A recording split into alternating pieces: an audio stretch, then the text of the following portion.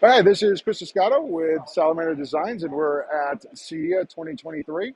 And here we have our strut wall. So our strut wall can hold up to a 225-pound display with just drywall anchors. We're showing it here in the portrait mode, which is great for digital signage. Of course, it can also go in landscape, and it can be great for meeting rooms or other use cases as well.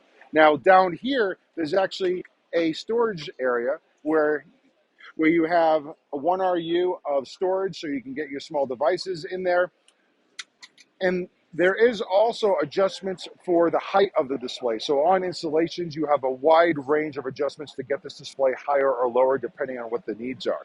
Now, we've coupled this with our ADA bar down there. So this over here allows it to be ADA compliant, and this is for the blind, so that way it's cane detection. So that way when a blind person is walking by you with their cane, they're going to hit this ADA bar down there, and it's going to make your install ADA compliant. That is sold separately in different lengths, depending on what you need. If you have any questions or you want to find out more, just go to salamandercommercial.com.